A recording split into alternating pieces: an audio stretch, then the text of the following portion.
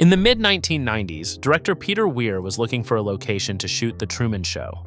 His wife flew over a planned community on a 2-lane scenic highway in the Florida Panhandle and brought it to his attention. When the film crew arrived, they shot almost entirely on location, using the town exactly as it was, because the town already looked like what the film needed. A place so perfectly planned, so aesthetically coherent, and so human scale that it could plausibly function as a manufactured reality without anyone inside noticing. The irony layered into that choice has never quite gone away. A town built as a sincere experiment in better community design became the backdrop for a story about a man who lives in a fake world and must escape it. 7 miles east of Seaside on the same highway sits Rosemary Beach, built in 1995 by the same architects with the same planning philosophy, and one deliberate extension of it. Where Seaside borrowed from Florida vernacular, Rosemary Beach was told explicitly to feel European. Which brings us to the fake part. The planning principles are genuine, and they produce genuinely walkable streets, a functioning civic square, and the kind of neighborhood rhythm that most American development has spent 70 years making illegal. That all works. What does not fit the European village comparison is this. The median home price is $3 million, the income needed to buy is over $600,000 a year, and 77% of the homes sit vacant on most days of the year. Walk these streets on a Tuesday in October, and you are walking through a place designed for people who are not there. The design is real, and the community is a vacation product, and that gap between the two is what the title is pointing at. Before we get into the detail of why the design works, it helps to understand what new urbanism was trying to solve in the first place.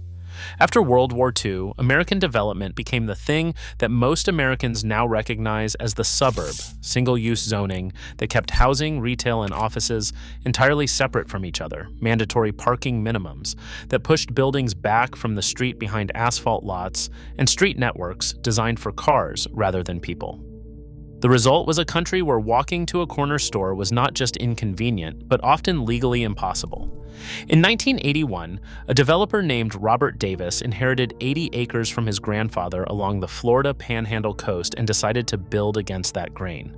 He brought in 2 architects, Andres Duany and Elizabeth Plater Zyberk, studied small towns across the American South, and built Seaside around the principles those towns shared. A civic square at the center, commercial and residential uses on the same street, front porches facing the sidewalk rather than garages dominating the facade, and a grid that made walking the obvious choice rather than the difficult one.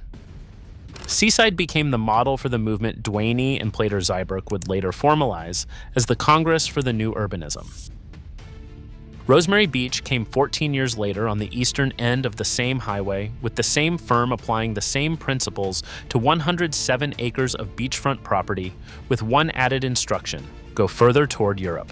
The result is a town whose architecture draws from Dutch colonial steep-gabled roofs, Spanish interior courtyard houses, and West Indian balconies, all governed by a planning code that allows 12 different residential building types to prevent the visual uniformity that gives most new developments away as new developments. The town hall, completed in 1999 in the Dutch colonial style, is the most architecturally confident civic building on the 30A corridor. No 2 houses look the same, and that is the mandate rather than an accident. So what actually works here, and why? Barrett Square sits at the center of the commercial district, an elongated oval public space around which the town's businesses cluster.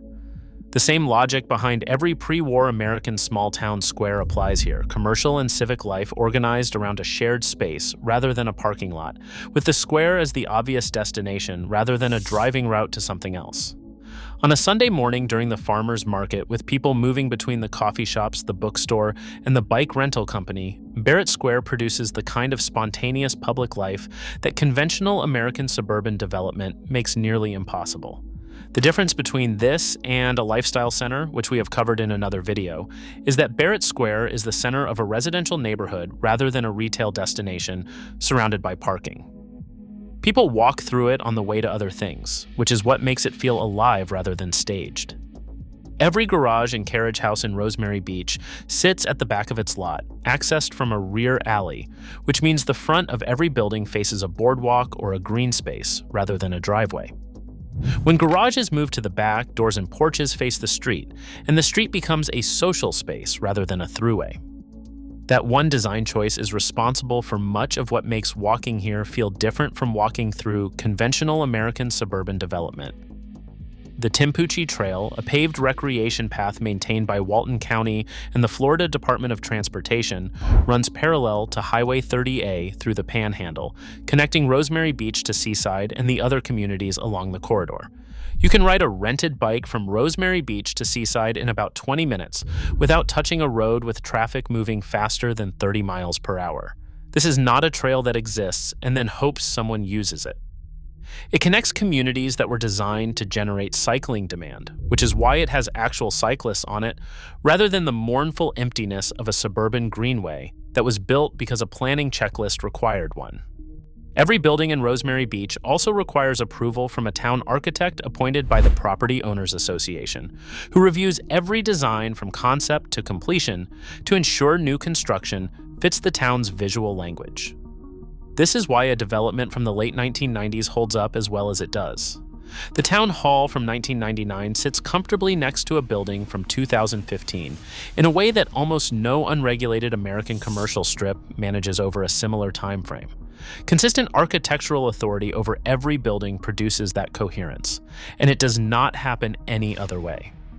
It also raises a question that the town's admirers tend not to linger on. The design quality of Rosemary Beach is inseparable from the degree of control exercised over it. And that level of control is only possible because a private property owners association owns the environment. The European villages this place imitates achieved their coherence through time and shared culture. Rosemary Beach achieves it through governance.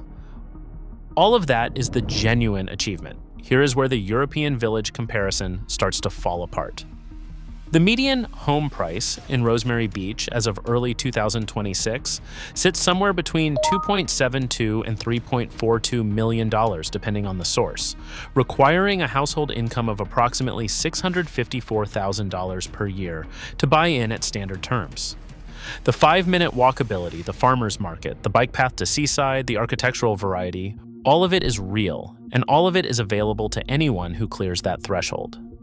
About 77% of the homes are vacant on any given day, occupied sporadically by owners as vacation properties or rented to short-term visitors. Porto and Copenhagen were built by people who actually live there year-round for generations, and their streets reflect centuries of continuous use by people with nowhere else to go. The quirks, the asymmetries, the small businesses that survived because the owner lived upstairs, the church that predates the street around it by 100 years, those things accumulate through time and necessity, rather than through a town architect approving each facade. Rosemary Beach's streets reflect a design code from 1995. Both produce beautiful streets, but one of them is a place and the other is a reproduction of what a place looks like.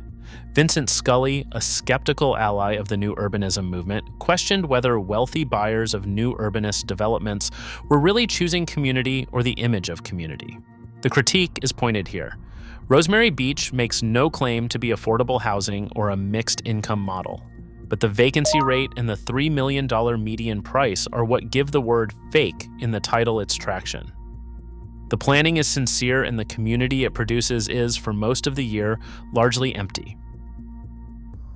The 30A corridor has become a 24-mile chain of consecutive new urbanist communities, each one trying to produce, through deliberate design, the organic character that European villages accumulated through centuries of unmanaged development. Seaside established the template. Rosemary Beach refined it architecturally.